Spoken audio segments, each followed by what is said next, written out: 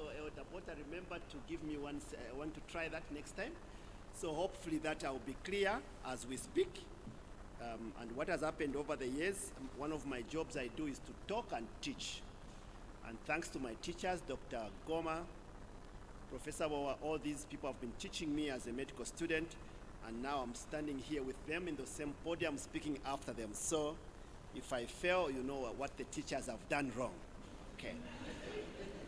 So one of the things I thought we should do, since we are talking about health, is just to define it. I think we have talked about healthcare and things.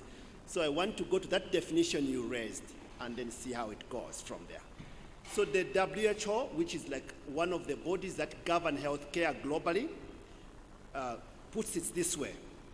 It's a state of complete physical, mental, and social well-being, and not merely the absence of disease and infirmity. So I repeat, a complete, not partial, mental, social well-being, and not just a mere absence of disease.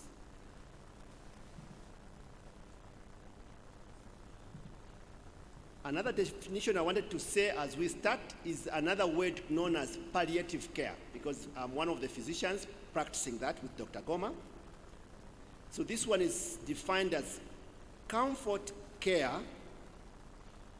which is an interdisciplinary medical caregiving approach aimed at optimizing quality of life, not the quantity of life, but the quality of life, and mitigating suffering among people with serious, complex diseases. So those definitions, I'll be referring to them as we go. So my job is a little harder because I'm speaking after my teachers, but I'll try my best. So the topic, can I have the slides please come up? Yes. So the topic I was given, and I like moving about, so don't be surprised if I move away. I think I've been taught that you can't be like this. You need to be moving a bit, so you have to bear with me. Yeah. Yes, okay. So the topic is, what lessons can we learn from the abuse of medical practice? Or in this area they put, but I was very specific to say we are referring to medical practice. And to the next slide, you just be following me. So I'll talk about the history of medical care because I was trying to give context. What is it that we are referring to? How has it developed? So some of the things have come from my earlier speakers, but I'm trying just to emphasize one or two things. And then as we talk about medical research, medical practice is also attached to research. So there's what they call evidence-based practice. So basically research is informing what we are doing. So the misconduct coming from the research also can go into practice, also practice get into research. So that's why I want to speak about those. And there are also conflicts between medical practice and research. So the doctor is supposed to care for the patients, but also can use those patients to study something. So there's some kind of conflict that arises. And then I'll come to clearly addressing this matter we have got as a topic, the abuses of human subject in research and also clinical practices. And then lastly, I want to focus on the lessons we can learn for the generation, and then a call to action. So let's move on. It will be a bit of a lecture and a bit of a talk. So medicine through history. So what causes disease is really where like physical illness comes from. So I'll go through like a synopsis of the historical development of understanding of disease. So there's something called disease infection and what causes it, and then over the years, people, different stages have been defining different things that causes it. So if you begin just around 10,000 BC to about 3,000 BC, people have been talking about gods and spirits as being responsible for causing the diseases. And then as you move through the generation, like in Egypt, they were saying it's the blocked blood channels which cause diseases. And then in Greece, they say it's imbalances of the four humors, okay, and astrology and movements of the planets. So those were known as actually causing the diseases.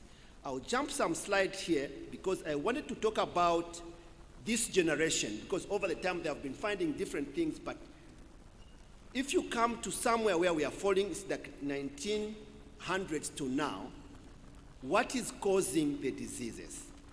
So if you go to the history, people still are mentioning if throughout the time, but for us now, we have got the theory, starting from 1800s, that there's germs, bacteria, viruses. We are understanding, because when they invented the microscope, we could actually see them. In fact, I will mention a guy called Louis Pasteur as we go on. For him also, they understood that the things that is making your milk go bad is actually bacteria. And then as we are moving on, we are also understanding your environment is impacting your health. And now it has gone beyond for example, water. I'll mention about Jon Snow as I go through, but also we are going down to the genes. We think, for example, for hypertension and diabetes, some of us have nothing, like we can't do much. Even if you didn't eat this food or you ate, your genes will determine whether you get that disease or not. It's a sobering thing, and then that has got a lot of things with now what they're calling genetic engineering. I'll come to this. Over the years, as people have been seeing these diseases, sometimes you fall sick, they just leave you to die, maybe in the streets. Sometimes people were taken to isolation places to die or to recover, but later on, accidentally, somebody found smallpox vaccine. And I think that's changed the whole public health approach now. What we have now are vaccines. Even now, we are arguing about vaccine, take this, but this is not new. When smallpox, which was almost going to wipe the population, was discovered and they found the vaccine, it became like a mandate for countries to force, not even forcing, making people take that vaccine. I think today our argument, people are still defending themselves, but this is how we have defended ourselves over the years. I talked about bacterial understanding and the microscope, and those I'll refer to them as we proceed. Then one other thing I wanted to say in terms of development, because remember they discovered the bacteria and people couldn't do anything. Then they also found medicines. One of the key findings around the Second World War was the discovery of penicillin, accidentally so also, in like a mound, like a mushroom kind of thing, and they found these antibiotics, and it was able to cure some diseases. And that, and because I'm going to talk about abuse, remember. So I'm talking about this opportunity now to treat these diseases which we are killing soldiers, killing the populations. And about 1941 to 1944, there was mass production of these antibiotics. And that's why today, like if you fall sick, you are unlikely to die of these kind of treatable infections. And that's why we are trying now to say, can we avoid misusing those technologies? So I quickly want to mention about what has happened in the recent past in terms of the diseases and also the technology which is affecting the way we think. So one of them is HIV, which came as one of the biggest killers, and there's been a lot of development around treatment for HIV, and many people are living longer with HIV. And then over the next, we have also seen, remember the antibiotics I talked about, because people now, they are abusing these antibiotics, even if they are not sick. What we are seeing are what are known as super bugs, okay? There's something maybe known as MRSA. I think I don't want to say what it means, but basically it's a super bug, where even if you gave antibiotics that we know they can work, they have become obsolete, like they can't work as good. So now we have to find new medication. So the technology, which was very useful, because of the way we are using it, abusing it, we are actually seeing what they are calling resistance, okay?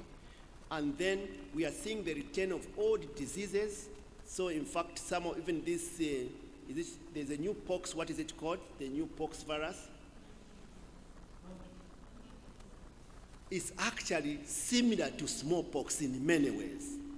So people are even thinking, are we going to return to smallpox? But I think we can see, for example, malaria, we push it back, it comes back. So there's something about what we are doing wrong that we got correct, but I think there's something that we need to learn from us. Another thing to mention in this, because of businessmen and this capitalist thinking, the healthcare which we knew started like in the to help the poor, to help the less vulnerable, is becoming like a profit-making venture, and people are focusing about making money and increasing even cheating, like you go to the clinic, the test you don't need, we prescribe it so that your bill is a bit higher. And by the time you are coming, you are shocked. There is what they call catastrophic health expenditure, where you spend more and become poor overnight. So that's the thinking, and we are thinking that Christians can play a role in moderating that kind of environment of profit, which is like taking away the care, taking away all those things that matter to us. There's also another new thing which has happened. It's basically people causing disease on themselves. So the amount of alcohol you are drinking, the amount of drugs you are taking, and the lifestyle that you do, the food that you are eating, there's what we are calling NCDs, non-communicable diseases. So people are having like diabetes, which just comes from nowhere because of the food we are eating, we are not exercising. And also driving has become problematic because our forefathers were just walking and they didn't know what they were doing, like long distances. We are going there. But as they were going to those distances, they were exercising, remaining. Have you been to the village recently? Like, have you found like obese people in the village? There are not many people like that. So there's something we are not doing correct that we can actually change. And the issue of going to the gym is also important to think about these NCDs. And then I wanted to mention two things, mainly one, I'll leave the other one. So there has been because people want to understand the causes of disease at genetic level. So there's a lot of like genetic engineering where you can combine these and combine these things and then make something new, which is maybe resistant. Even for the vaccine for corona, they use genes and they have done it differently, and then they are producing the vaccines even faster. So if you are a Christian, you would understand that. Then you can make literally anything, because the genes is basically the basis for many of the way you look, how you dress, and things like this one. Your preferences, your history is all embedded in your genes. And so if people can start manipulating that, there's potential. And if they are not Christians, you are actually running the risk of even having like these chemical weapons, biological weapons, because people can actually switch the way the bugs look and throw it at you, and they are fighting over this. I don't want to say anything caused this now, but I'm just putting it to you. Okay. All right, another thing I wanted to mention was that some of the epidemics have come across centuries, and the one that we have is not new. Dr. Boa also mentioned it. So one of them was cholera in the UK. It was discovered by a guy called John Snow. And again, that I want just to mention that in caring for the people, we just don't care about them when they fall sick. The caring also starts in the environment they live. So that we call public health. So this man discovered that the supply of water and where the water is coming from will determine disease. So when we're talking about Christians getting involved, it's not necessarily like they have to come into the hospital. You can start from the distal causes. Okay, we call them social determinants of health. You can contribute at food level, supply level. So some people, the children are healthy. You can contribute on exercise side, because if people are not exercising, then they'll have complications. You can contribute at information level. So we are saying health care, yes, in the hospital when you are sick, but it comes from even beyond that, looking at the social determinants as well. Okay, then I go straight into the topic that I was given. I was just laying a foundation so that you can see that this is the medical practice, how it has transitioned over time, and also that technology that you see improving on the drugs, on the DNA, has got implications in terms of the safety and how it can be dangerous to the population and for the future as well. So I've got a few definitions here, and I'll go quickly. Something called scientific misconduct or research misconduct. So it's called fabrication, falsification, plagiarism, okay? In proposing or performing or reviewing research or reporting results. So when I look at this, I just think about, like, for Christians, I don't have to remind you to have integrity when you are doing something. Like, you have to have it. So there are people who are validating the science we are doing. They are actually exercising this to develop new technology, and we are expecting them to be transparent, to be honest, not to cheat. Which are better people placed to do that?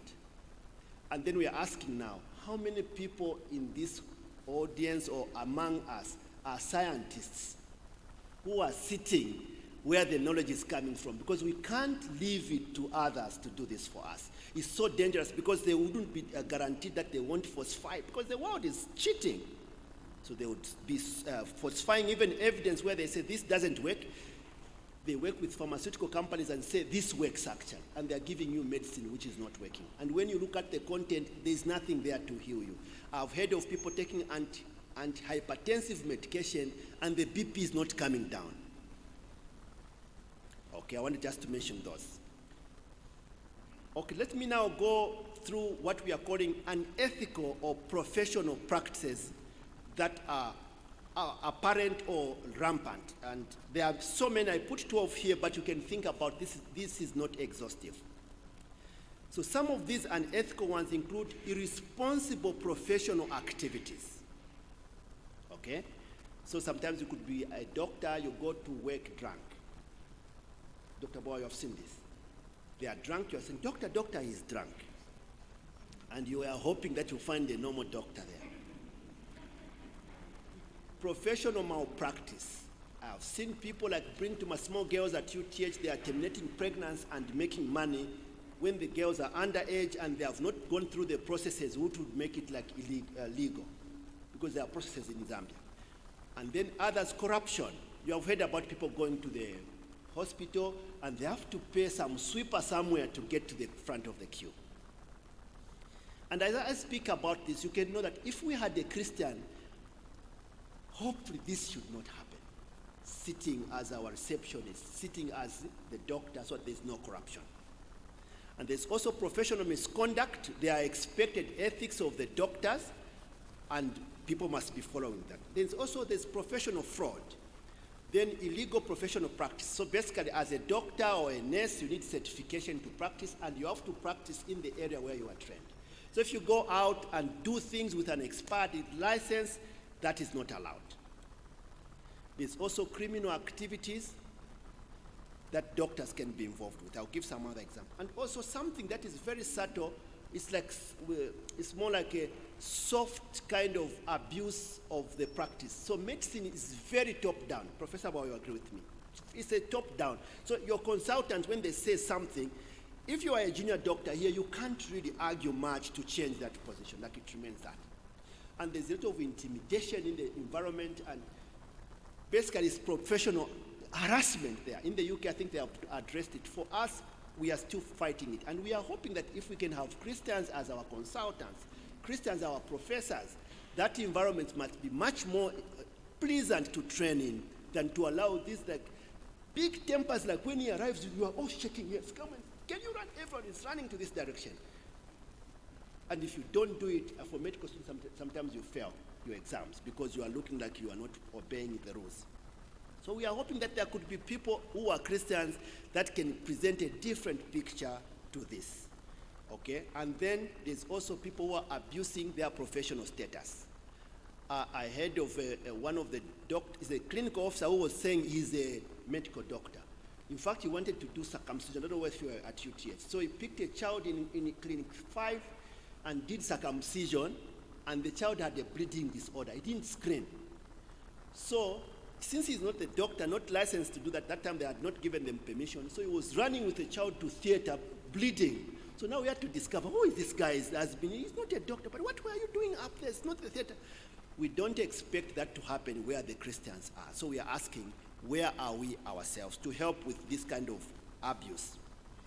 And there are also temptations in the profession. There are some, for example, beautiful women who come to you to the doctor, like they're not even sick. Yeah? But they're talking to you nice, and you have to be like, oh, are we sick or what are we? Look, yeah. So we we expect the doctors to be alert and be able to stand all those temptations. All right. So, power and corruption. Power corrupts. So for the doctors, it's some kind, I think Dr. Wawa and mentioned about this kind of like the status that our brother Luke had in community. That status can be abused. And I think we have seen this happening. Because doctors have got these status and they can be trusted, so sometimes governments, especially in these military governments, they use the doctors to mistreat patients.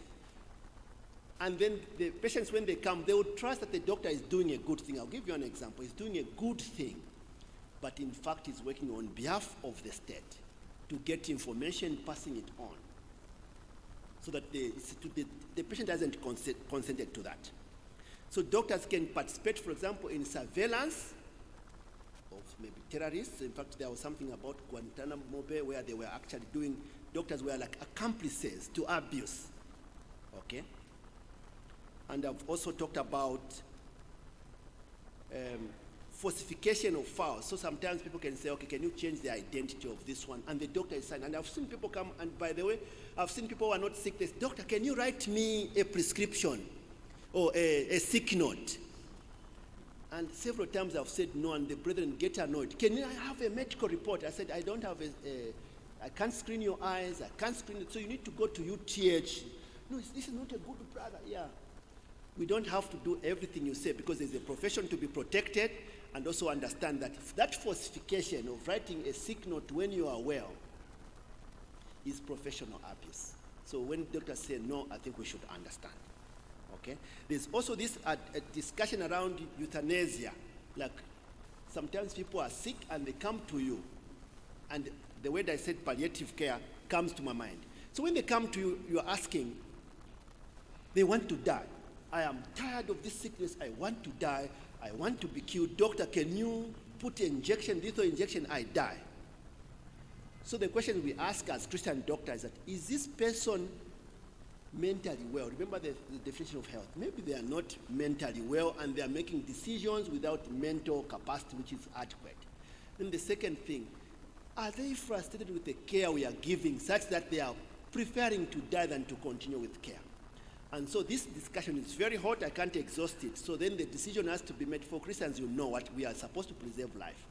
But now there's this pressure to know, if somebody has already decided they have got the freedom to decide, they are free to die, and you just put the injection. But it's not just putting an injection. I'm doing something that God himself should do. So we want Christians to be sitting there to be involved in these discussions. So just to summarize some of the things that the doctors can abuse power on. So doctors can act or function as agents of control through the government, and they can, because people are trusting you. And also abusing our rights, our prerogatives. I talked about writing those prescriptions. Getting self-problems at home, bring it into the practice. Maybe your wife was arguing, then you go for work, or your husband was, you actually carry that mentality into the workplace, and you start behaving like a mad person there because your problems are at home. We expect you to be sober and reflect the presence of Christ in there, okay? And deliberately giving suboptimal care. So this is a subtle one. So the doctor, for example, can just decide, like, you come at 8, I'm just seated doing something, and I see you. And for healthcare, time really counts. So if somebody, for example, they're in DKA, which is some kind of complication of diabetes, so they have got maybe about 30 minutes in which you should correct that. So you can sit. I remember I had a patient who had a stroke, with my brother-in-law, so I flew to the Copper Belt to try and help. You know, like doctors are called as if you are God. Come, there's this. So when we went there, he was in ICU. So when I just arrived in ICU in Dola, he had just had his brain surgery. And then the next person was just fine when I just came. I went out, I came out, he died. Just next to my patient. The patient has died. Oh, has died. This is not good. What went wrong, sister? So basically, it's like the sisters were changing shifts and somebody just unplugged the oxygen. So by the time they're finishing the handover, they are trying to put the... So I couldn't leave the whole... I said, these women can start switching off everything. So if you're a Christian, I'm not expecting you to be switching off, like, even you know what it is. Somebody's dependent on the oxygen. You can't switch on. So I had to sit there the whole time to make sure that the patient recover, at least woke up before, because of fear. So there's some kind of, like, people willingly or willfully deciding not to give that care. And also dehumanizing. You know, people shout. I've heard women in labor, like, I don't know what it is about labor and shouting women. It's like everyone is so annoyed in labor ward that when you are coming, you thank God that this is like survival of the fittest. So I think we should change that. We want people that can go there and provide compassion and care.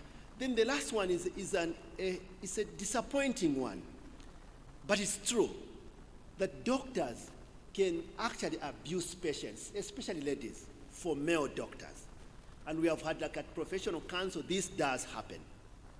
And so we would expect, because people are coming with trust and things like that, we expect that to be managed if we had medical professionals who respect this. And for doctors, I think you know how we protect ourselves against this. So let me just give few examples of abuse which we are very clear, and hopefully that we can learn from these and get the reason why we want Christians there. Like, we can't trust. I want to say, like, if you want, like, for example, to be driven in a car, what kind of a driver do you want? A teenager who is like 13 years old to drive? Or a driver who has been driving like for the last maybe 20 years? Or some old driver? You can decide. But I think, in my view, I would want somebody with experience who's got like concern about driving than putting a pediatric there. Okay.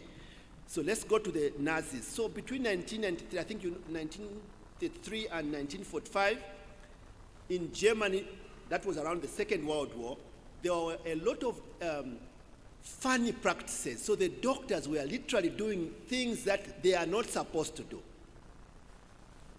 And part of the processes included the doctors, the physicians, and other medically trained people, geneticists, psychiatrists, and anthropologists, to develop racial policies, health policies, so just to discriminate. And the doctors were a part of this process. So the starting point was mass sterilization. So the people who are not what color you want, make sure they don't have babies. So they come to the hospital, they are faithfully looking for the baby, the doctor smiling as if he's helping, sterilizes somebody without their consent. So that's in the history. And some of the, you know about the Jews, and they were almost eliminated.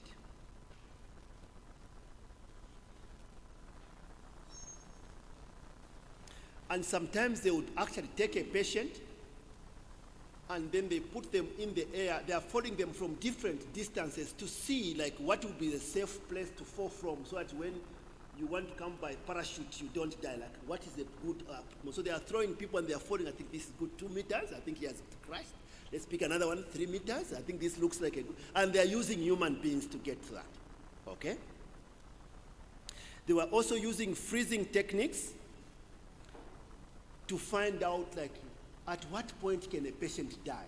So they put you at freezing temperature, and then you are surviving, or he died. Then they can record he died at 23 degrees Celsius. This is not good. Doctors were doing this, okay? And there's trust. Remember the look and what. So people are faithfully trusting these people who they are helping out. Okay. All right. So, and there were other things. For example, they would also do like the way you do clinical trials. They will get some medications and inoculate or put into people to see if they work or if they can prevent diseases. So they tried this for diabetes or for tuberculosis, typhoid and yellow fever, just trying different things. Some of them were not working. And they learned from those, okay? So I'll end with these guys really working towards eliminating a race, like the Jewish race.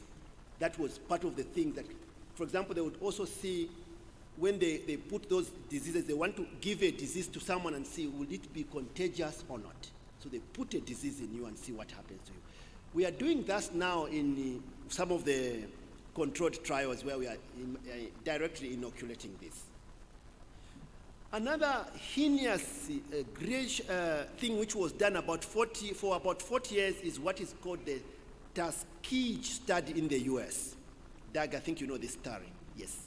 So in this story, it's got also a racial connotation. It's basically in 1932, there were about 600 Africans in Alabama who had syphilis, and they were put onto this study without them knowing. They were hoping that they are being screened, so they would do x-rays, they do spinal taps to get fluids. But what they wanted to study was to see if you don't intervene in syphilis, what would happen? So they were just looking at people dying, having this and this. Oh, he has died, they record. And the worst thing was that there was also penicillin, the one I talked to you about, which came about 1948. It was available and it could treat this disease, but they prevented these people. And it went on for 40 years, and clinicians were involved. Scientists were involved in this. The state was also involved. I think this has been one of the things that when we do medical ethics, we learn about. But in this context, I'm just telling you, here is a good thing that people can do, health care brought to the people. With the trust that the people are giving, the people are abusing that trust. And this is what has happened, okay? What about in recent times? How do we see the technology? So there are now different things that have been developed, antibiotics, opioids, and what happened in the US, I'll mention some of these. There's what is known as benzodiazepams. Diazepam, I think in Zambia we know it. And some of the opioids, these are painkillers. And these were meant to be given on prescription to give to the patients who would need them. And then what has happened is that even health workers have become addicted to the drugs, but also the patients. So I've got some figures to show in the US. We don't have figures in Zambia. So basically they are calling it the opioid crisis. So this is a good drug which should work to relieve pain when you need it, but people go, and then the companies were not disclosing like this can be addictive. And so they wanted as many, because as many as get addicted, so is profit that you make, right? So you want just to make this one. So they are about, like, I'll just give some examples. That's 70,630 people died from drug overdose in 2019. These kind of drugs we're talking about. And about 10 million people misuse these prescription drugs. And then the numbers go on and on. In Zambia, this picture is also coming, especially among children in college, universities. They are taking these drugs, and also some of the medical students. And these are good things. The technology has brought to us, but we are actually abusing them. Okay? I want to say there's been also improvement in what they call electronic medical record systems. And for example, in teledoctor, we are using this to know what you are suffering from, but that also comes with disadvantages. So people can actually get your information and sell it and share it. But they can also talk to, like somebody, for example, I have got a wife in the app, and the husband wants to ask me, what is my wife suffering from? I have got a responsibility to hide that information as a professional. So people can go behind the back, get the information, give to the husband, and you destroy a marriage. You can argue like, no, you should know. But in medical practice, there are things that guide how we practice. So this technology, which is good, information available, but people are also misusing it. Another example I want to give for abuse is ultrasound. So ultrasound, we use it very well for determining, for example, if there's a pregnant woman, is the baby okay at about 16 weeks, and then later on we repeat it to see is the baby growing well. Can we suspect some abnormalities in the baby? And then we can use it even for kidneys and other things. For smaller ones, we are also able to do it maybe if the sutures are still open, you can look through the brain to see if there's bleeding or any problem. So it's a very good technology. But in some places like India, and I can imagine other places as well, you can know the sex of the child through ultrasound, just for your information.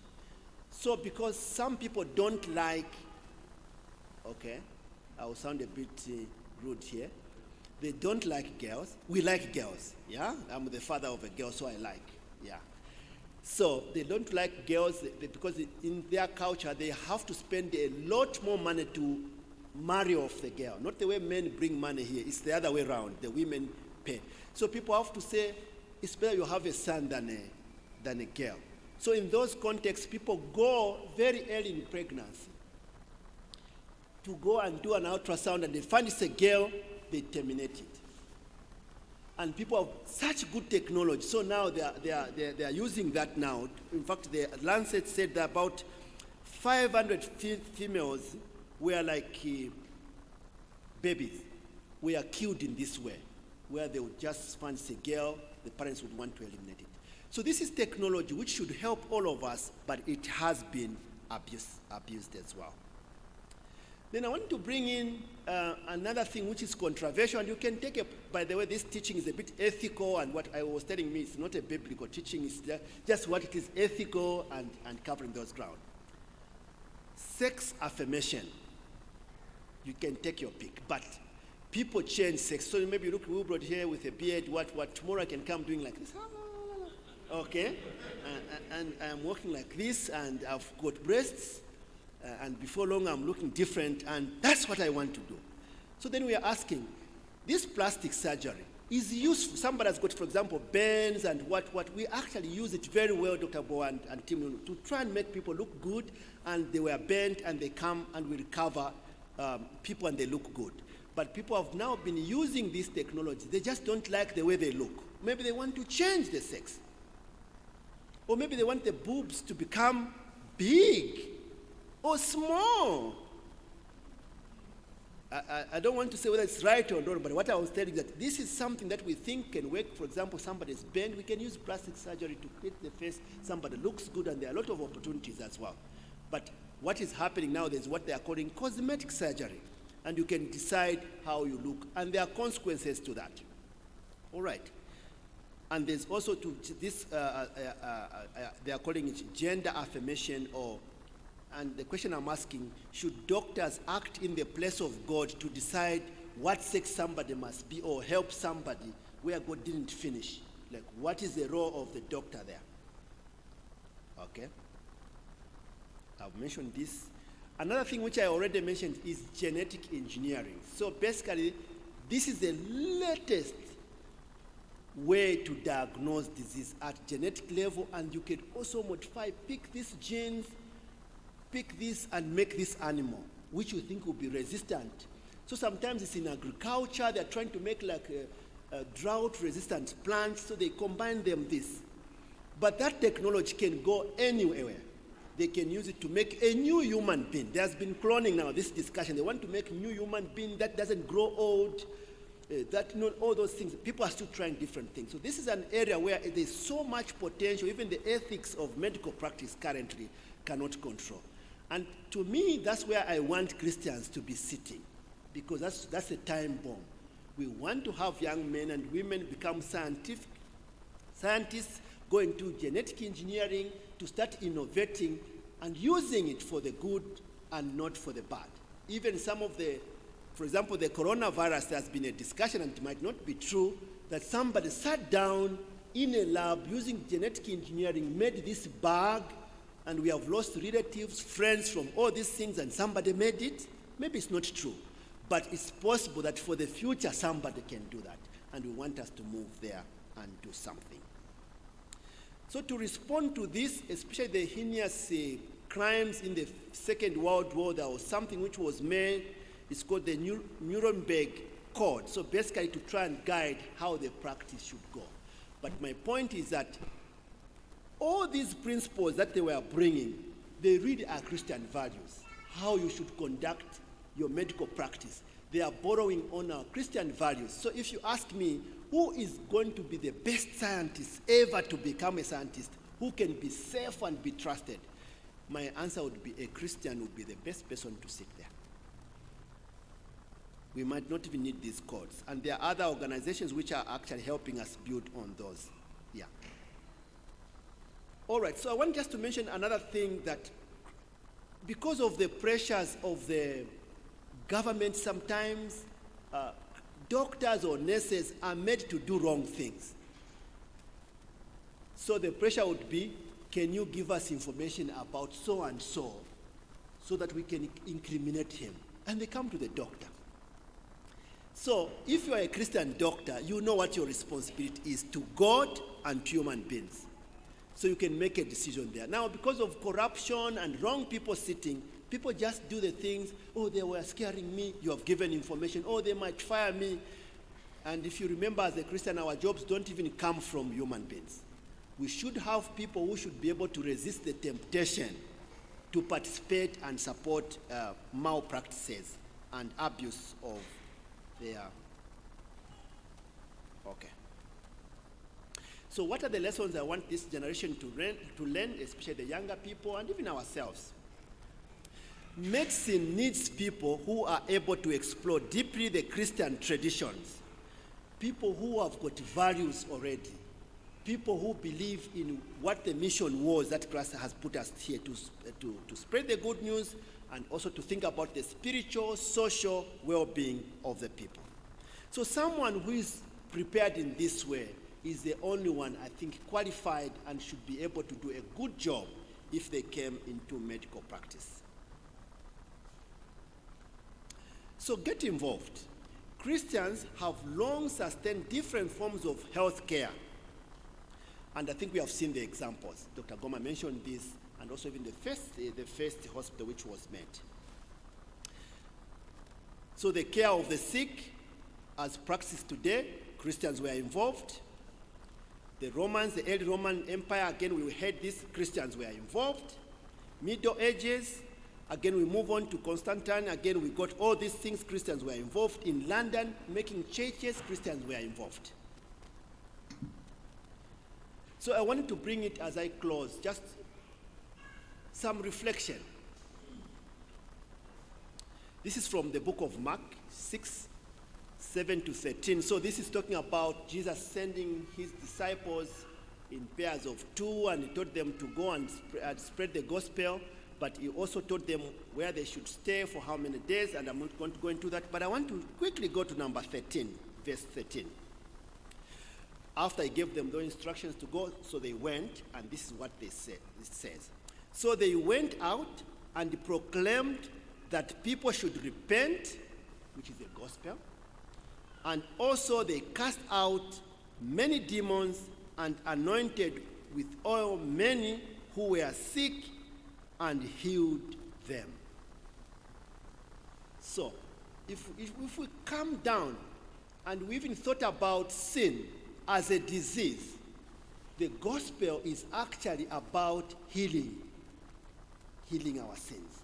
And if you look at this commandment, the other thing which comes that in the same breath as telling people to repent, which is our gospel, I see the people that we are doing this also proclaiming,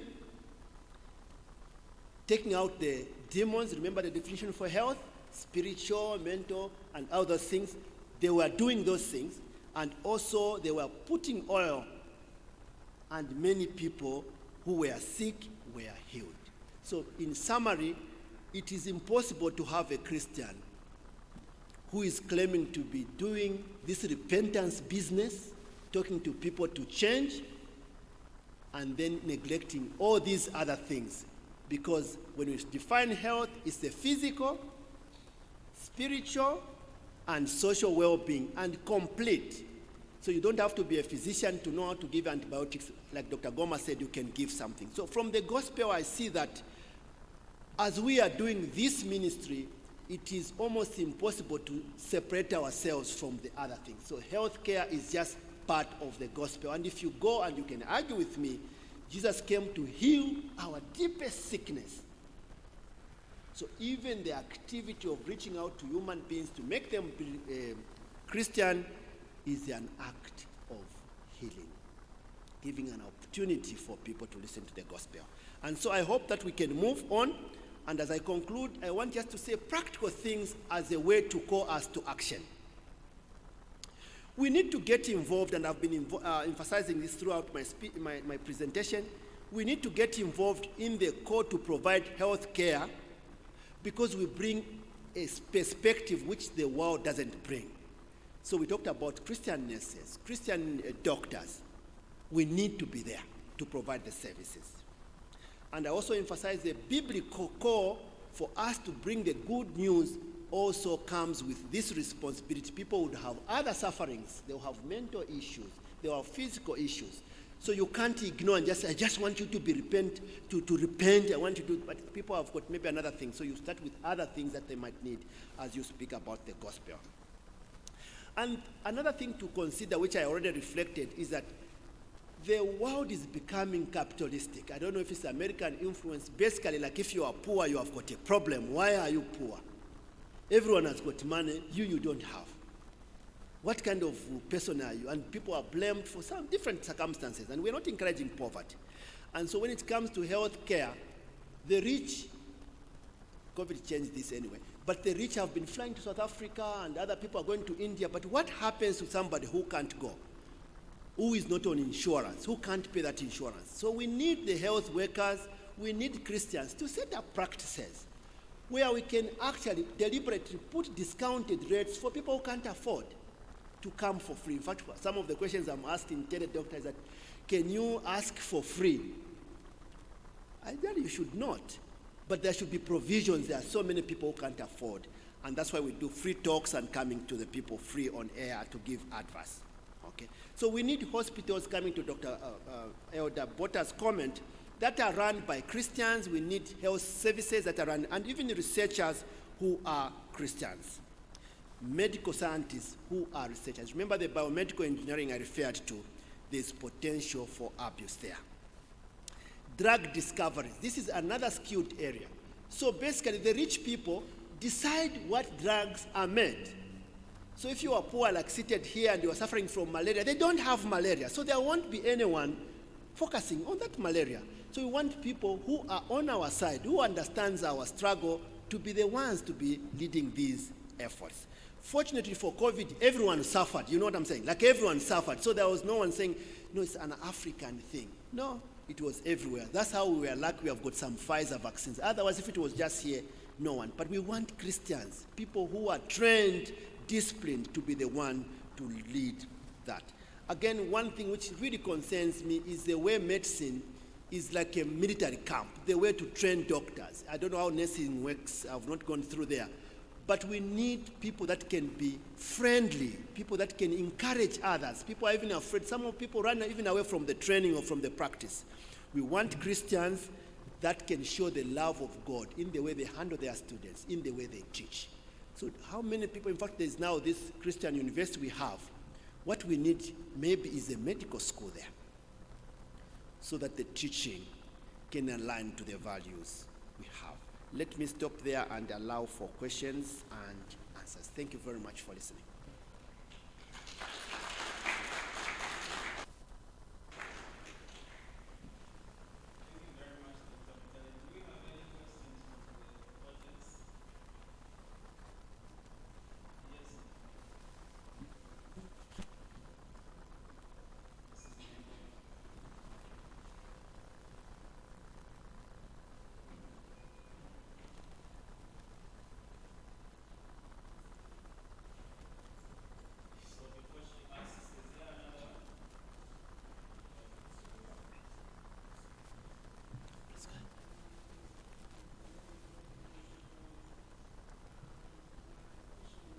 Speak a bit louder.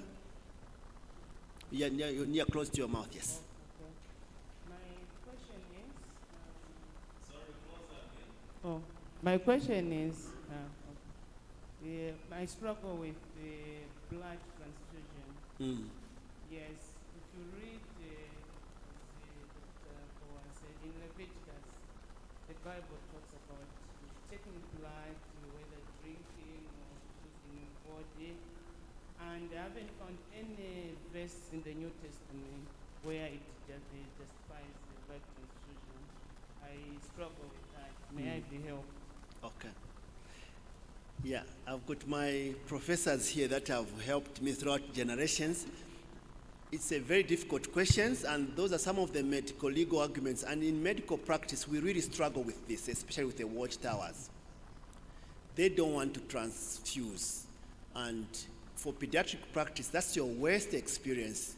You know this can help. And then the guy who is not even on the bedside just walks in from home. Addition plus church elders also follow to come and confess in your face that they wouldn't receive blood transfusion. So my view is that I think we should give, it's not sin to give blood transfusion, it's not. It's okay to struggle as well, because it's not the only thing. There's a lot of medical legal where we don't have like clear beliefs and clear cut lines we can argue. But I think from the point of view, we can ask the question, is it sinful? It's not. And can it save a life? It can. So we should proceed, in my view. But again, I can't take out your consciousness. You have to also let God speak to you, and I think Paul says, and see what happens. Did you want to add, Professor Bob?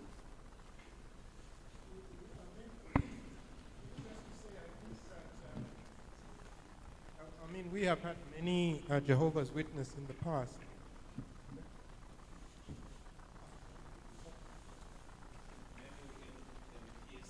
Okay. Since you're on the podium, do you need to sit or? Okay, that's fine. Okay, you can sit this side. I was going to say that there have been many people in my practice, and I'm sure Professor Goma, in relation to this matter of blood transfusion.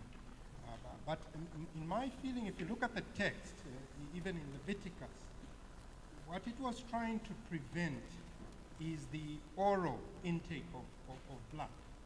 And my understanding is that I feel that the Watchtower movement have misinterpreted the intention of what was being barred, even in the book of Leviticus itself. I think this was a misunderstanding of the text. That's the first point. The second, of course, is the fact that in the New Testament, the ceremonial laws that are the Levitical laws, they were pointing to the work of Christ. And their main intention was to prepare or to clean the Christian, or to clean the Old Testament person, in order that they would safely approach God. And this, of course, is the work of Christ. Christ has cleansed us of our sins and placed us in a position where we can safely approach God. So therefore, the Levitical laws are void. But that is not even withstanding the fact that I think the Jehovah's Witnesses have misinterpreted that text in its original meaning. And then if we go further and begin to talk about the aspect of helping the person in need, the blood transfusion is an act of treatment. Just like we give, if you take the blood transfusion practitioners themselves consider blood to be a drug in this particular setting.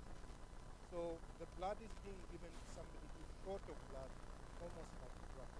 And so in this instance, I think it is justifiable by any Christian principle.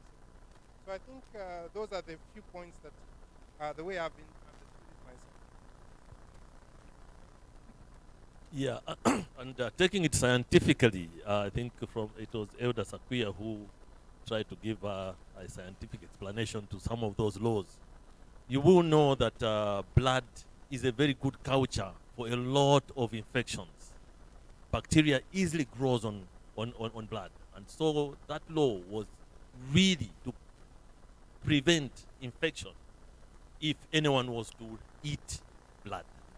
So it was oral intake of blood that was being talked about. Okay? And that has nothing to do with our blood transfusion. Our blood, the blood that we transfuse is, I think, a substance that we take from one body to put into another body, and we screen it against all infection. And so we have moved quite a lot. Okay? And so I think that law was really given for people who were to eat blood. It has nothing to do with transfusion. And even the reason for that, I think, has been overtaken. Much more, I think, Kasonde has given a more theological reason why that Levitical law does not apply. But really, blood transfusion to us is a drug. Okay? But can it be abused? The answer is yes. Okay? I'm sure you know that in athletics, we have an issue with blood transfusion. Okay? For you to have good supply of oxygen to your muscles when you are doing racing, you may need extra red blood cells in your body. And so there have been some people who have been giving blood transfusion so that the athletes compete better. That is abuse, and it is wrong. Okay? And so I think there are several things that we still talk about.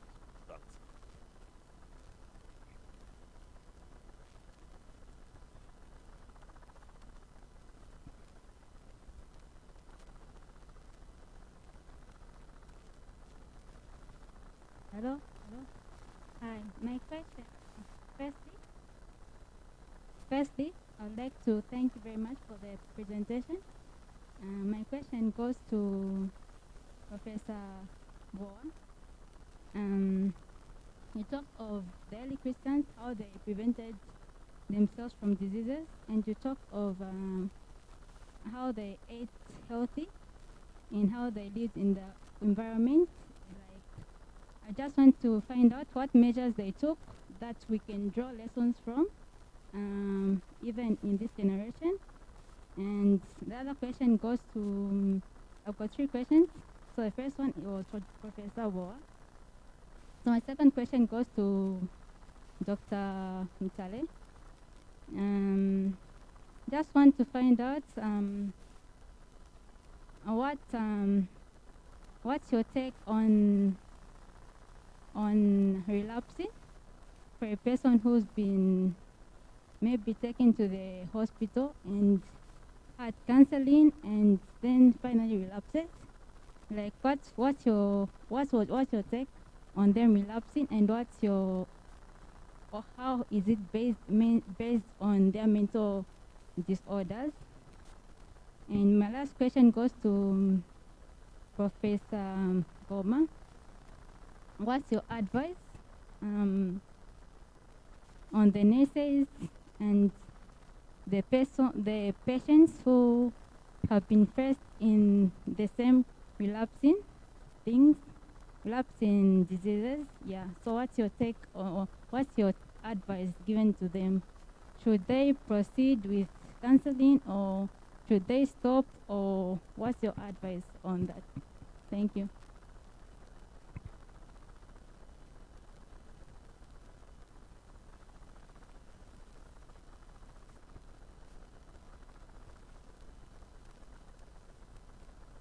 Oh, so should I start all of them? Okay. Okay, I wanted to find out, as we started, we talked of the early churches, how they the early Christians, how they prevented themselves from diseases, and you talked of their diets, the food, and all that. So, on the second one, I wanted to find out, like, you talked also of the environments, how they kept the environments clean, and how they kept the environment like safe from everything. So I wanted to find out what lessons we can draw from the early Christians of long time to now. What lessons we can draw from that. And then the second question was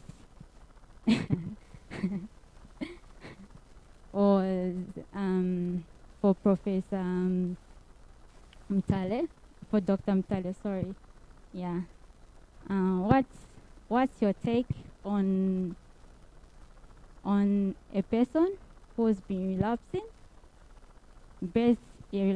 yes, based on their mental disability, yes. Let's say a person has undergone counseling and they are still on the relapsing side. So I just want to hear your take on that one. And then for Professor Goma, your advice on the patients and the nurses who's been nursing the person who's been relapsing. I don't know if I can, yeah. Who's been facing the relapsing stages, yeah. So what's your advice on the patients and the nurses?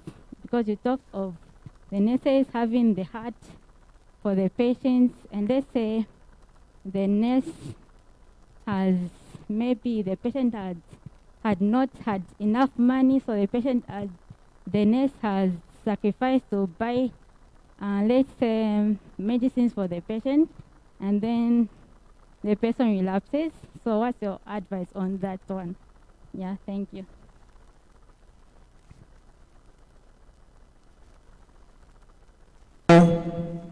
I guess I can start.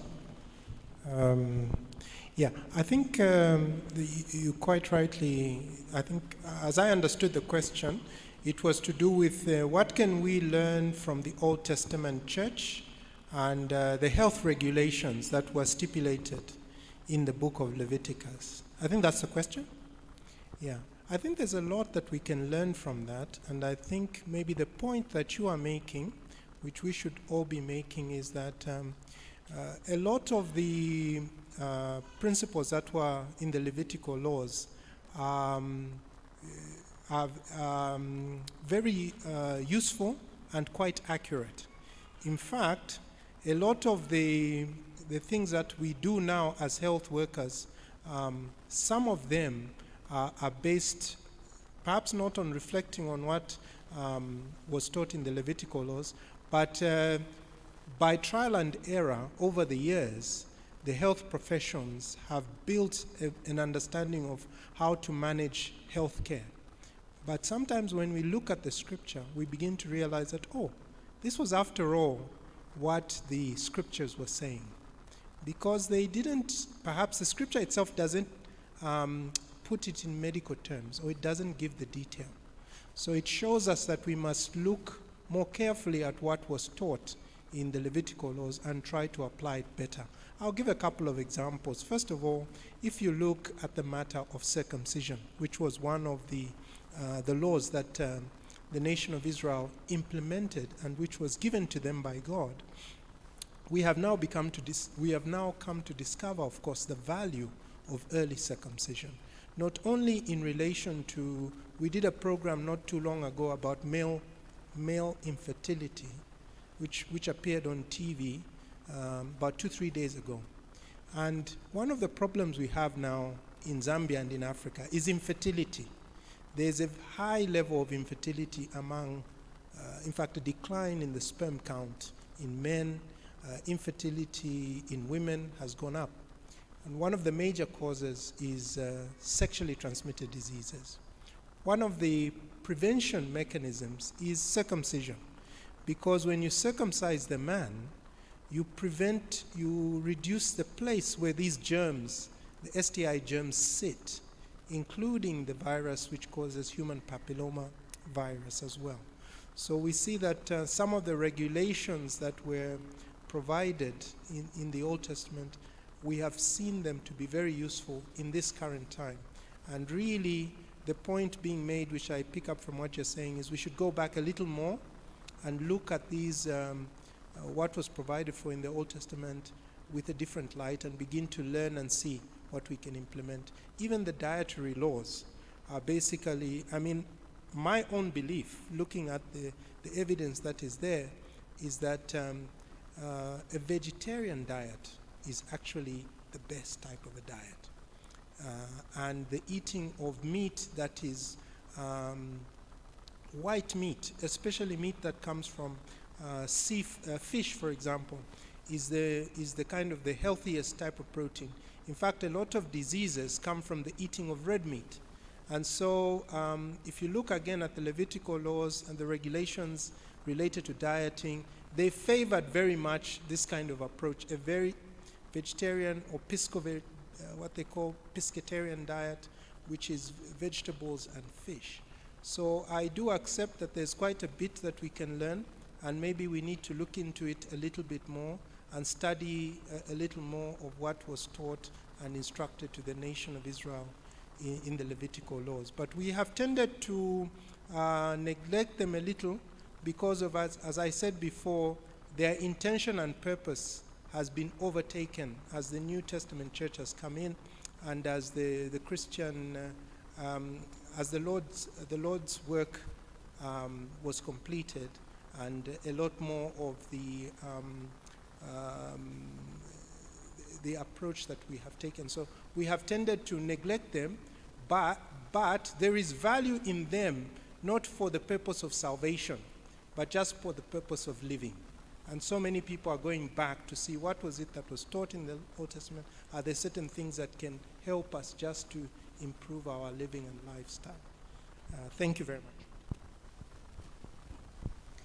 Yeah, our question was on relapsing and my view about patients who relapse and what kind of care we can give, especially with the perspective of Christians. So relapse is a very complex question we can discuss, but just to say the way I understood, relapsing happens when somebody gets better on treatment, and then they can go back to the disease again. And this can happen because of, one, they are not taking the medications they're supposed to take longer term, or two, the condition just gets worse again. So you get better, but again, you go back, the disease hasn't gone. And this happens in chronic illness. So one of the difficulties, for example, for alcohol, for example, or drug abuse, and people with mental illness, what happens with mental illness, and I still remember my psychiatry lesson, is that people with it's more like the way you discover, like sinners don't know. Some people know, but some people don't know if they have got mental illness, that they are actually sick. So they call that insight. So when you're talking about taking the medication, if somebody does not know that they are not sick, or they are sick, they don't know because of the nature of the disease, then they won't take the medication. So when they get better, you force them to take, most likely they won't see the need to continue and they will go back. And so you have to look, when I'm talking about relapsing, is it a condition which is like a mental illness which affects somebody's insights, and therefore they are failing to take medication because they don't understand how serious it is.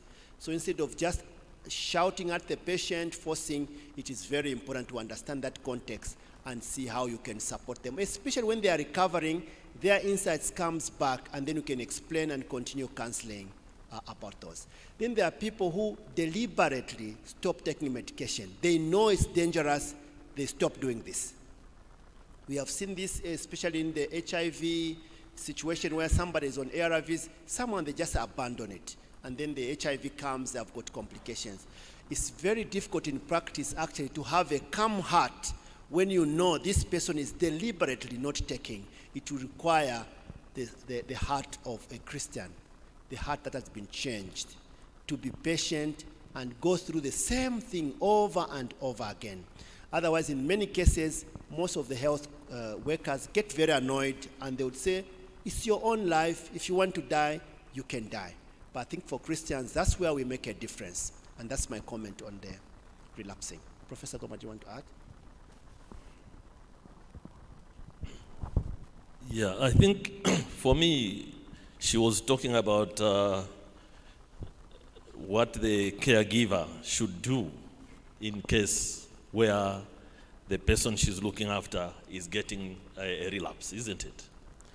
Yeah. Really, I think let's take a step back. The issue really of mental health is an issue that I think the church must take very, very seriously now, because most of what is required in the treatment is really human relationships. The art of counseling, and especially being counseled by people in whom you have trust. That is why, the nurse and patient relationship seems to be key in getting the patient adherent to their medicines and reducing on their relapses. But you will find that the issue about the relapse will not be that the nurse was negligent, okay? But it's really the issue that the patient somehow may have given up on the medications and things like that. So the health worker and the patient need to work together at all times. That is why, when we talk about healthcare, we say it's a partnership, okay, between the health system and the patient. So there's always a team that is formed. The patient is part of that team. They must work together to make sure that things are going well. And the biggest problem, of course, that comes in is getting this insight for the patient to know that they are well, or they are seemingly well now because they are taking some medicine. If they stop taking that medicine, they may actually relapse. And asking whether the nurse should go as far as buying the medicine for the patient. Well, I think that's the ultimate of care, okay? I know of one brother who had epilepsy, okay? And then they ran out of their medicine. And his main complaint was that I can't come to church because I fear I'm going to have an epileptic fit. Okay? You can see that this man has a genuine desire to be among believers. But this issue of him having an epileptic attack is serious, stopping him from going to church. I really think that there, the church needs to come in. We need to try and get the medicine for this brother. Let him take his medicine. If you can see the vision of the Churches Health Association of Zambia, they are saying we are going to do this, but ultimately is to the glory of God. We need to work together.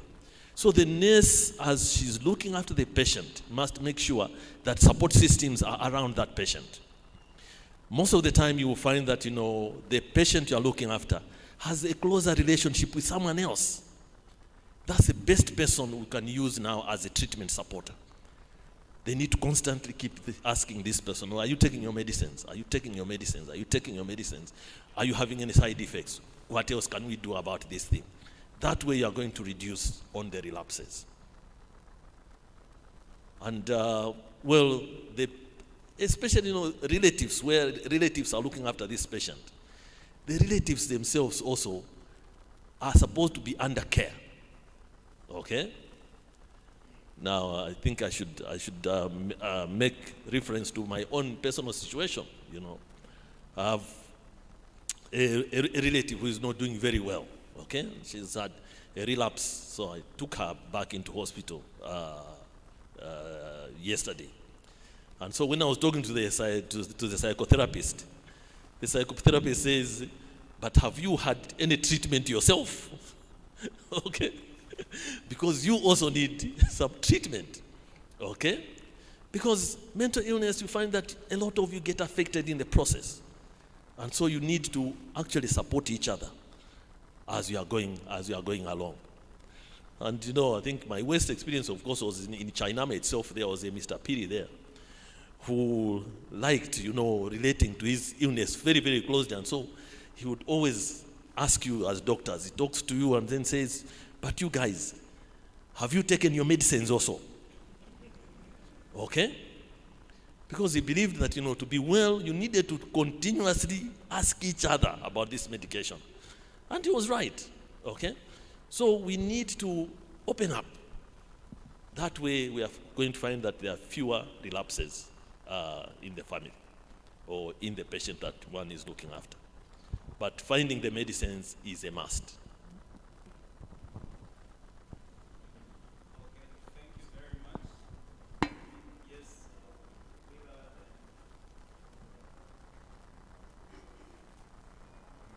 All right. First of all, I'd like to thank you for your various presentations. I think I've learned quite a bit. The question I have, I already asked Professor Boa outside, but I thought I should re-ask it just in case it may benefit one or two people in here. Or I have two questions, actually. So the first one is, how do you go about helping someone who does not want to be helped? And second of all, how do you convince someone who, beyond the shadow of a doubt, thinks that they're okay? Yes. Yeah, those are my questions. Thank you.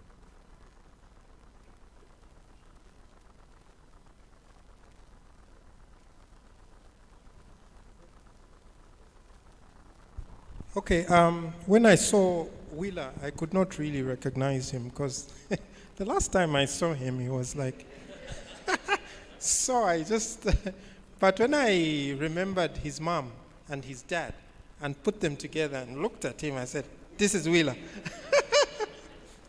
Okay, yes, we had begun the discussion, so maybe I'll just answer a little bit what I had said earlier and let the rest of my colleagues answer.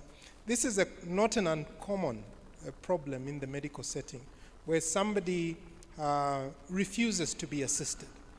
Usually, they may not show that refusal to a professional, but when they go home to their friends, to their relatives, they refuse assistance. Sometimes they even refuse the diagnosis.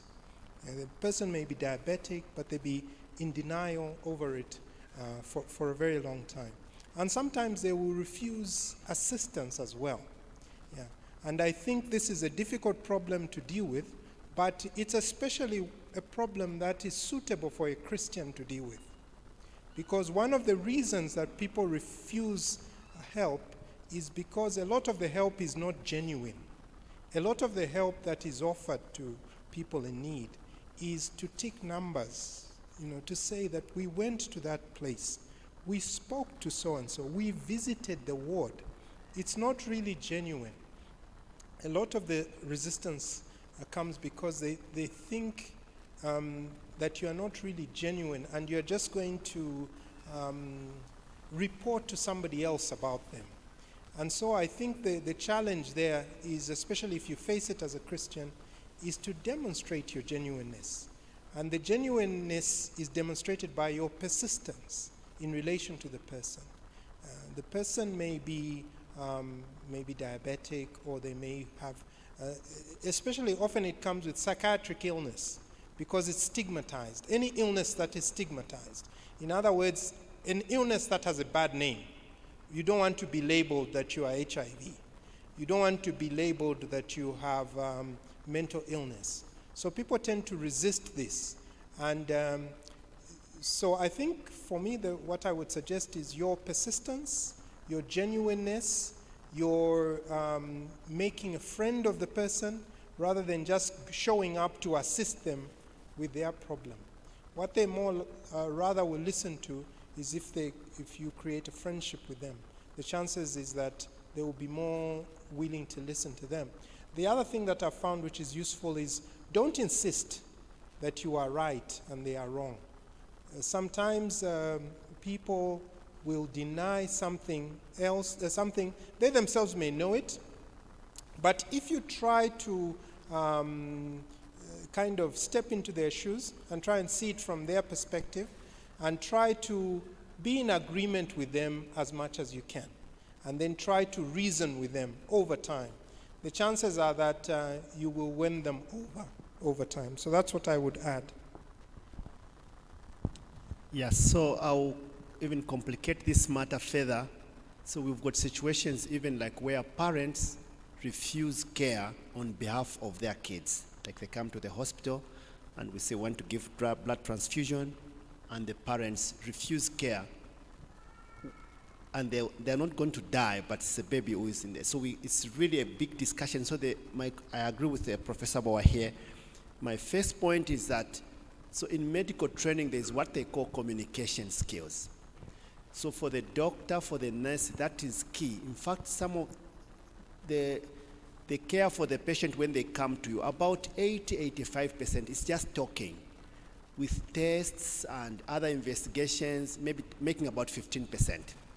So most of it is talking, getting your history, and then sitting down to set up our goals, and then the treatment plan. And then it's an engagement, it's a two-way process, so the doctor does not order. Unfortunately, especially when we train in Zambia, we are not very good at communicating. And we have also been finding this as a problem. People just say, take this medication. I remember when we had our baby, we wanted to go for, and I won't mention the hospital, but I think one of the presenters here, we went to one hospital, and the nurses didn't even ask. They just came and picked this baby from my wife and were hanging it on something that wanted to wear the baby. So they didn't explain what they were going to do. So she moved and got the baby. The whole fight broke down and she carried away the baby. This nurse I didn't know what she wanted to do to inject my baby. So it's very important. Some of the refusal is a communication issue. And if it begins, you are like at the dead end. So you want to prevent. So communication skills, I would emphasize, are very important. Then the second thing is just to get the background. People refuse for many reasons. So for example, I had a patient the other week who had pain, and she started crying when we experienced like rheumatoid arthritis. So we said it's rheumatoid arthritis, and we are going to manage your pain, and we have got a team here. She was crying. So what have we done wrong? So we sat back, and what we found out was that the mom also had rheumatoid arthritis, and they didn't help the mom as she would have loved them to help. But the mom has died now. So she's crying on what she felt is the neglect they gave to the mother, not this illness that she has. So coming to your question, it's very important to understand what is the foundation for the refusal.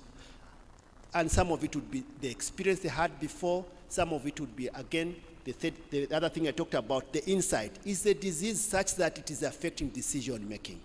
So I think if you can do the communication, getting the context in which that is presented, exclude, okay, issues of mental illness that affect judgment, I think you are almost like 95% likely to succeed in that discussion if you can manage those. And then there might be the 5% that are impossible. Remember, it's like consenting. It's not like an instant. These are processes. So you start the process now. Maybe they refuse today. Have another discussion. They refuse again. And then as they go back, you give even some materials until you reach a point where the patient can make a decision. So this actually speaks to a Christian who, even when you preach the gospel, I have not seen people that they just went instantly and they said, believe in the Lord Jesus. The people believed there and they became saved. I think we have been going to Kadivala house over and over to the same house. They don't get converted, and sometimes we have given up. And then you just hear some other time that person that we are visiting, finally they came to know the Lord. So the same thing for the patient. We have to be patient with them. Thank you. Thank you very much. Is this back on? Yes. Okay. Hello, my name is Doug Heimberger. I'm from the United States, and I'm just very privileged to be here at a time when three very dear friends of mine are on this panel and speaking. We have worked together. We're professional colleagues and also great friends, and it's been a real blessing to me. I'm glad you asked your question just now, because mine sort of follows on that, and I'll maybe add another element to what Wilbrod was laying out as possible reasons why people might refuse treatment, and that is believing lies and believing misinformation. So in the United States, not only do we have a problem with a lot of people refusing vaccines for COVID, we even have, I think, still a lot of people denying that COVID is real and believing that it's just some conspiracy foisted upon people. And maybe maybe you've heard, and I'd be interested in whether there's any comparison with Zambia. The highest proportion of people who are believing lies that vaccines are killing people, that COVID is a hoax, the highest proportion of people that are refusing vaccines because of that are not even just Christians, but white Christians in the United States. And there are prominent white Christians who are preaching lies and speaking lies about all of this, which is just has many of us really, really grieving for our people, and for the willingness of people to not to check out evidence for themselves or really ask what's the basis for what you say, but simply to believe it because somebody on some particular TV channel or whatever, some person that they is saying what they like to hear. Are there any comparisons with all of that in Zambia? I hope not. I hope not.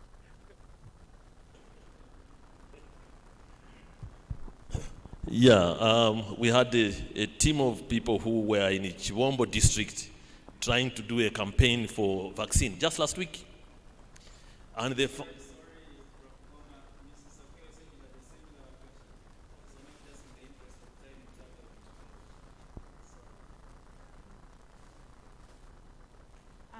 Thank you very much. It's a similar question, just a follow-on to his question. Actually, this question, a friend of mine, when I advertised on my WhatsApp status about this seminar, they saw it and they said, please ask this question for me. They are based in Kabwe. They are not able to participate. So they said, please ask this question. They said, not when I visited districts during the 10 days COVID-19 vaccination campaign, one of the major concerns raised was the myths among the evangelical church that the vaccine was tantamount to accepting the 666 please raise this concern on my behalf at the same event when these Christian doctors gather. These myths on the vaccine need to be addressed and clarified. So I just thought I asked it at the same time because then you can answer.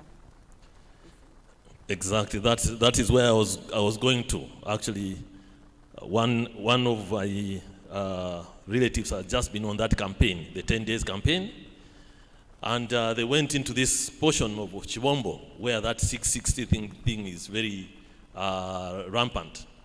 They actually managed to call up the pastor, okay, of that church who had influenced quite a good number of people in the area. They said, no, this pastor, we know him, you know. When he tells you the truth. He has told us not to take this vaccine. They called him, and the man agreed that, yes, as far as I'm concerned, this vaccine is no good for my people. This is the mark of the beast and what. So the question is, what should we do to such pastors? And I think it's the same thing, you know, that we were talking about when ARVs came.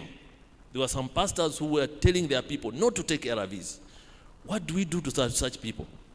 I did tell the lawyers, I think we must charge them with murder. They are accomplices to murder, okay? And I think this is one thing that the pastors are getting away with, you know, that they can churn out misinformation and get away with it because nobody can charge them under the current Zambian laws. But really we must find a way of charging them. I think from us who are in health information is also a way of approach to treatment. We have said here that, you know, treatment, part of a patient accepting to take treatment is to have trust in the one who is giving out that treatment. And that trust is beyond just us as health workers. I know of one person, of one patient who wouldn't take medicines if they were given to him by a nurse. Says, no, I don't trust your nurses. Okay? So you had to wait for his aunt, not even the mother, the aunt. There was something between him and the aunt. When the aunt tells him, take your medicines, the guy would take the medicines. Okay? But the rest of you, he wouldn't. Okay? And so it's this trust. And that is a trust that comes in within our Christian circles. I think people want to know the truth. And for us, the ultimate transmitter of truth is a pastor. And so pastors must be very, very careful what they do. I think that's why James says they will be judged harshly. But that is in the life to come. We must deal with them in this life. Okay? For now, we know that there are these diseases which are preventable. And I mean, why should God be asking the same question he asked those people in olden days? Is there no balm in Gilead? Are there no physicians there?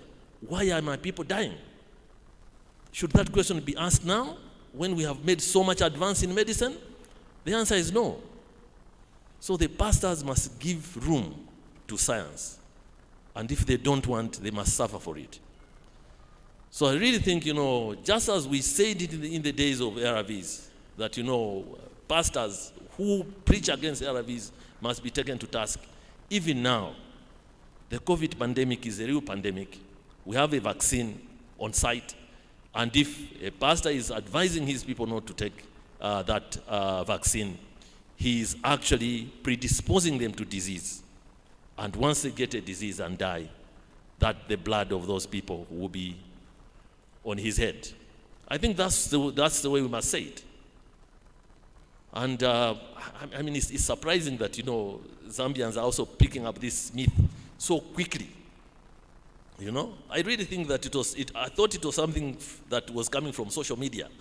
And so I was expecting Chimombo to be totally off this myth. But just to find that actually a pastor there is transmitting it among his congregants.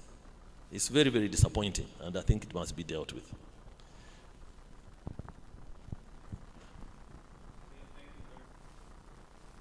My question has to do with life and death. So, in asking, I'll direct it to Professor Waugh. But in establishing the question, I'll borrow some thoughts from Dr. Wilbrod. So, as he was sharing, he mentioned his take on the usage of euthanasia. And his answer was, it's unbiblical, it's against God, because life is sacred. And that was very clear. Now, in a situation where there is childbirth about to take place, and there is a complication which puts the mother's life in danger as well as the life of the child, and you as the doctor have to make a decision which life you will save. Is it the mother or the child? Or maybe you are even guided by, let's say, the husband or a relative there, maybe saying, save the mother's life. What would be the biblical approach in that situation? How would you approach that situation? Would you decline? Would you go ahead and participate? And if you would decline, what would be your basis? If you would go ahead and participate, what would be your biblical basis? Thank you.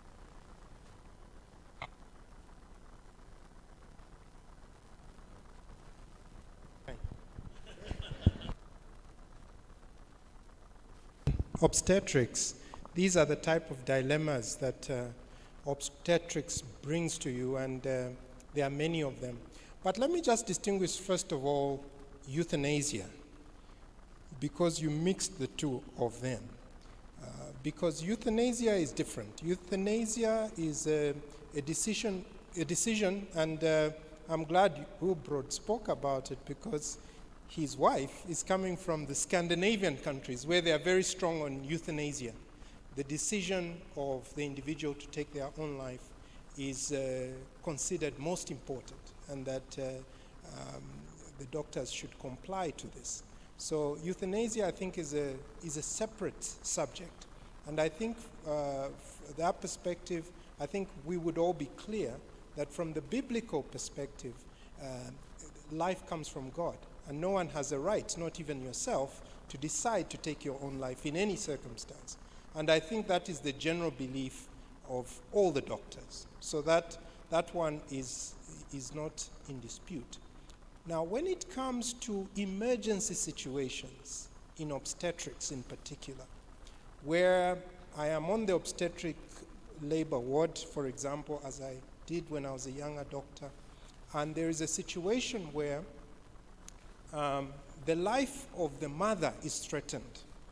Because really the way one would look at it, even from a Christian perspective, is that the life of the mother, your patient is the mother. That's how I would look at it myself. And I think that's how the obstetricians would look at it. What you have is the life of the mother. And then the pregnancy threatens the life of the mother. The life of the mother would be the primary life. And you have a situation where the baby may die. It's an emergency situation. And the decision requires to be made in a short period of time. If the decision is not made, the likelihood is that both the mother and the child may die. Or the likelihood is that you may deliver a defective baby who may not live for long, and the mother will die as well. This is the sort of scenario you set, isn't it? Yes.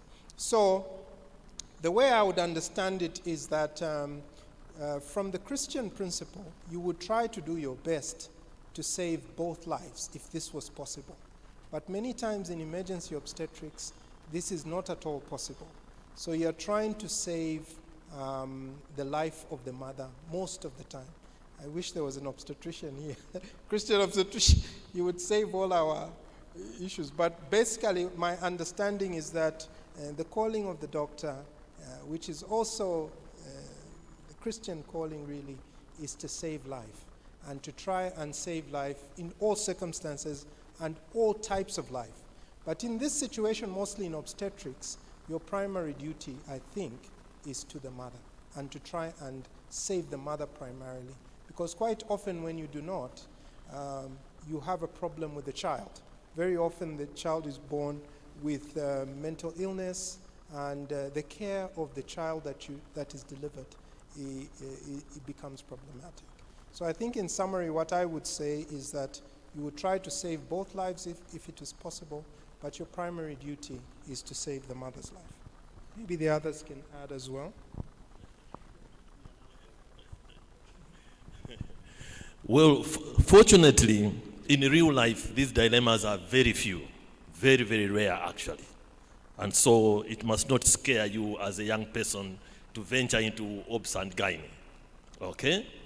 When these situations arise, there's always a way out of it. And all I would say is, as a Christian doctor, the first thing you do is pray, okay? Things get sorted out and you are granted wisdom, okay?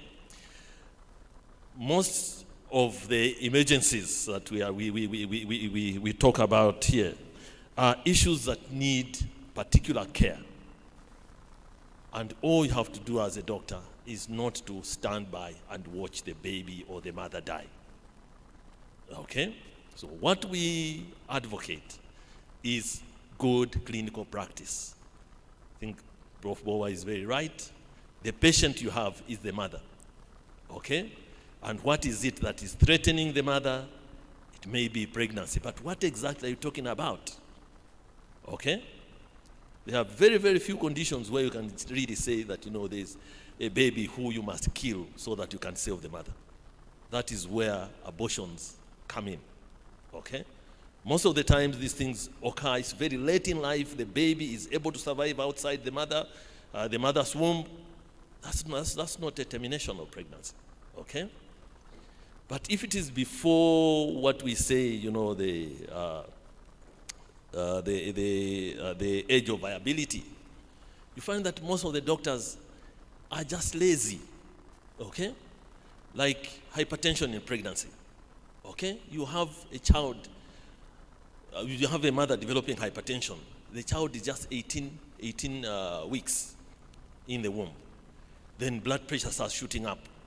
The obstetricians panic. No, just terminate the pregnancy. Otherwise the mother is going to die. Who says the mother is going to die? Why can't the blood pressure be controlled? Okay? The answer is, well, probably they don't know what drug to use. They don't know the dose that they must use at that point.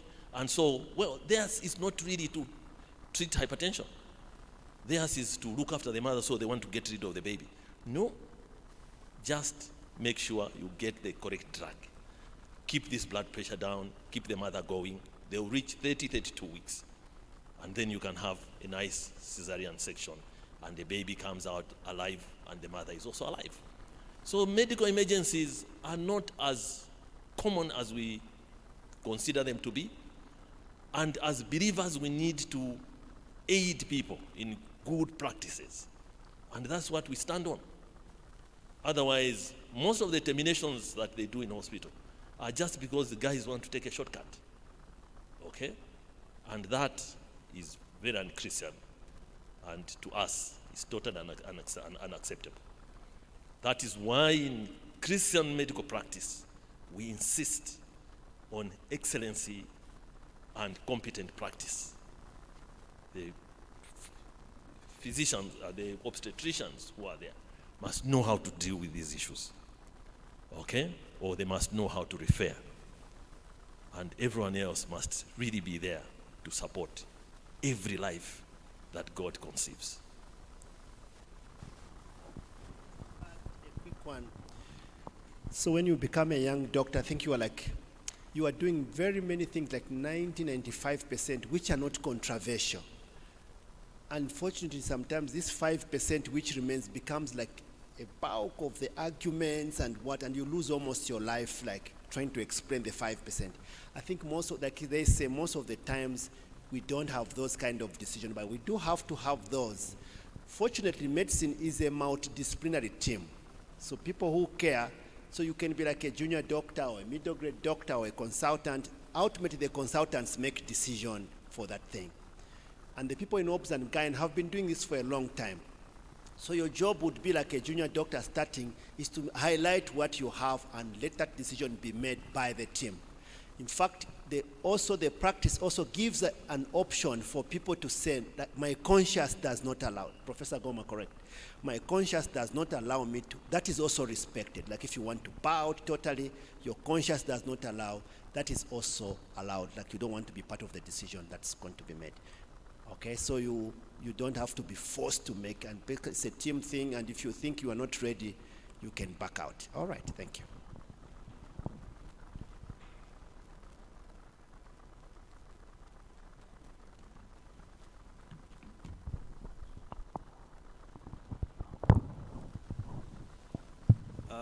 Good afternoon again.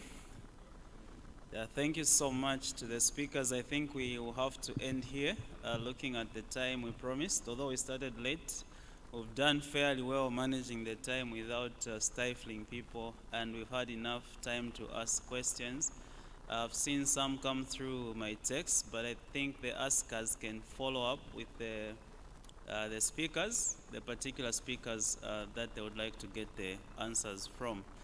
Again, in closing, as we reflect on why these seminars were put together or were imagined by our elders, it's simply the fact that most of us as young professionals or Christian professionals in general do not think biblically as we execute our duties. We go in those careers just for the sake of earning a living and maybe caring that I shouldn't sin as I'm doing so. But the point really is to go beyond that and see ourselves as agents of change, of transformation, and of reformation, as it were, in those. So today we had 3 topics under the theme Biblical Foundations of Healthcare. We started with Professor who were talking to us about healthcare in the Bible and the early church history. And then how has the evangelical church been the light in healthcare, was taken by Professor Goma. And then Dr. Mutale ended with looking at the abuse of healthcare and what we Christians should do. And the idea really is to create an outrage, not just in healthcare professionals, but all of us to do something about these things that we see. When we don't get the service we were expecting, like he gave some examples of those long appointments we get or no reagents, what is it that we Christians can do? Not just doctors, biomedical scientists, pharmacists, but what is it that we Christians can do? And I also wanted to point out in closing that when you look at the thematic areas, the 6 areas that these seminars will be based on: health and environment, number 1, like we have today; education and development; governance and politics; media and arts; number 5, business and economics; number 6, marriage and family. You really cannot separate them. They all have to be we have to go into all of them for us to have the maximum impact we need. A very quick example I can give is today we are looking at health and the environment, and we've been discussing issues to do with health. The politician, Honorable Masevo, who is leading the Ministry of Health, is not a health professional herself. I know some time back she wore a nurse's uniform because nurses honored her, and most people think she's a nurse. She's not. She's a politician, and she has some other backgrounds, but not a health profession. So when we have this other theme of governance and politics, it may be that, as we have today, these doctors and professors who are presenting to us are being led by someone who is not necessarily a health professional herself, and there's nothing wrong with that, at least as far as I feel. But the question still remains is how many of us as Christians would think that you can actually affect health care by being a politician. You can actually affect, like Uncle Kasot and Henry Chwood. because we need godly leaders in all of these. We may have great ideas about improving the hospitals, but are we also taking care that we also go into those areas of leadership and governance and politics?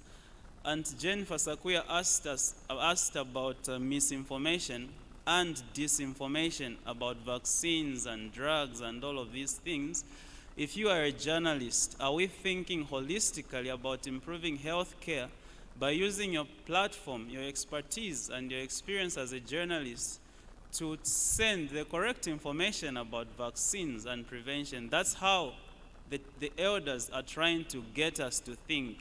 If you have accumulated a fortune of money, can you build a hospital like we heard, so that the people who are Christians and don't have jobs and so on and so forth can practice?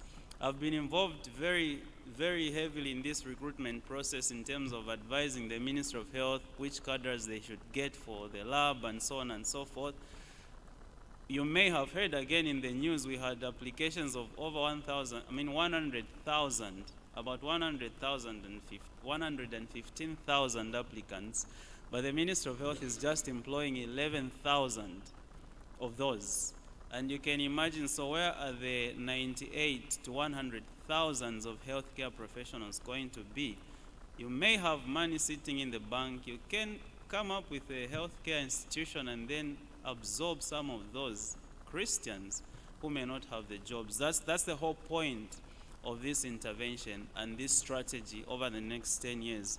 We trust that the seminar met your expectations, and that by God's grace, all of us are going to take part in improving healthcare systems in this country and beyond, whether you went to school to study medicine or health science or not, using some of these gifts and talents and money and resources that God has given us to his glory. Amen. Thank you so much, Professor Goma. Thank you so much, Dr. Mutale and Professor Wa. We can have our seats. I would like to invite Pastor Mbewe to come and give us his closing remarks from the eldership end, and then he also close for us in prayer, after which we should be free to go. I won't come back here again. Thank you. Thank you, and God bless.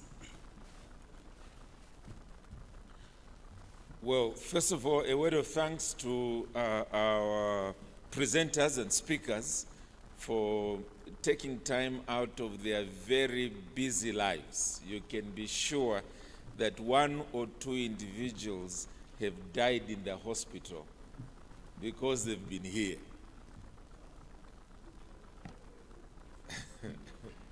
Doesn't sound nice, but that's the point. They would have been busy handling individual lives, but they took time out to be here. Our moderator has in many ways said what I wanted to say by way of conclusion. The seminars that we are having here are not primarily about answering the detailed questions. And I was listening to the kind of questions we're asking, and I could tell that that's the way we are still thinking. We're still thinking in terms of, we've got doctors in front of us, let's have our questions answered. And yes, I think there's a place for that. But let's remember what our concern is as elders is that we are the salt and light of the world. The world outside these four walls is actually getting worse, it's collapsing. And we are expecting government, in our own thinking, government to do it, when really we are the ones. So for instance, some of the kind of questions I was dying to hear, I've put together 2 or 3. Why are we as Christians not interested in learning from you, that is the professionals who are here, about improving your sector until we are sick and then we are complaining.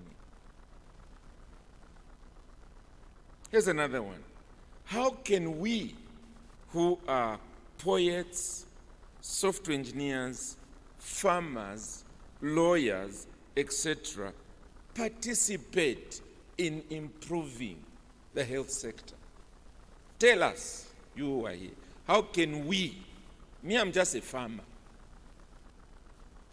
how can I participate? Here's another question.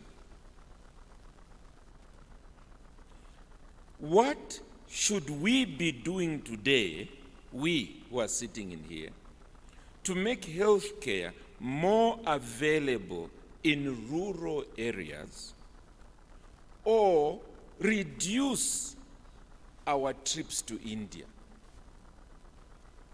What should we be doing today so that what is now happening in India can be happening here, right here in Lusaka? What should we be doing? And here's the kind of thing that we really need to wrestle with.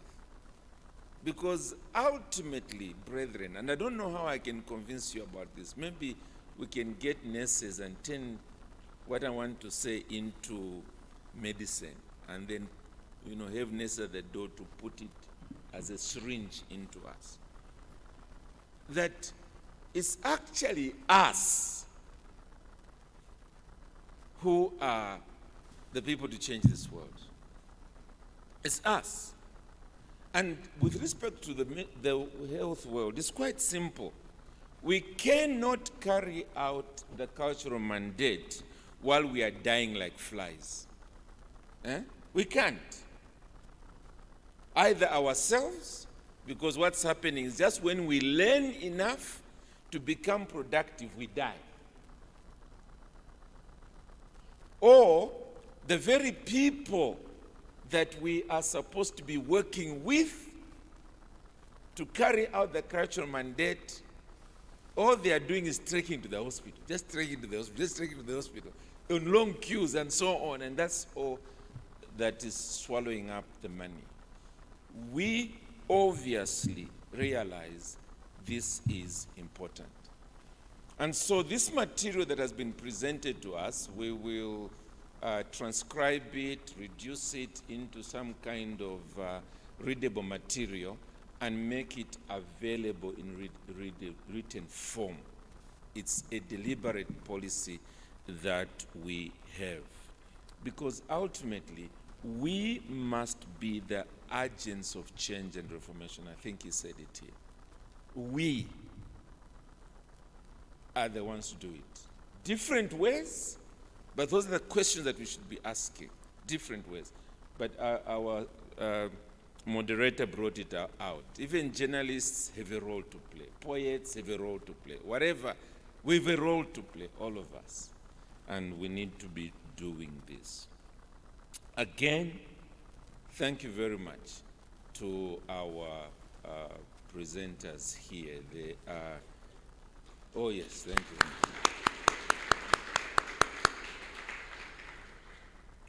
As these seminars continue, remember, we've got a 10-year goal. We're now in our 9th year. We're eating into it. And really what we are praying for is that by the end of this period, you people will bring about change in these sectors. Transformation. That when this generation dies, the one that's coming after us will be thanking God that we're not just warming pews, but that we took reformation outside the four walls of our churches. Let's pray. Our Father in heaven, thank you for a time well spent. And although we were just under 100 in this place, we thank you for the others that were listening in. We also thank you for the many others in due season that will go on to read this material. Our prayer, O God, is that we might be faithful stewards of the gifts and resources you've given to us. That instead of us just joining the cries out there that are just full of complaints, expecting some kind of shadow called government to do things for us, that we ourselves might indeed, out of a genuine outrage, fold our sleeves and make a change, a positive change. That instead of claiming miraculous powers of healing people who never even get healed, that we might indeed put our resources together, provide medical facilities, research facilities, vaccines, and so on, that will give our people a longer life out of a love that you've placed in our souls through Jesus Christ by the power of your Spirit. Oh Lord, help us. Be pleased now to dismiss us from this place. Take us to the many other activities that need to be undertaken today. Again, Lord, go with your servants who've labored among us as they go back to their fields of ever demanding work. In Jesus Christ we pray. Amen. Thank you very much. We are dismissed.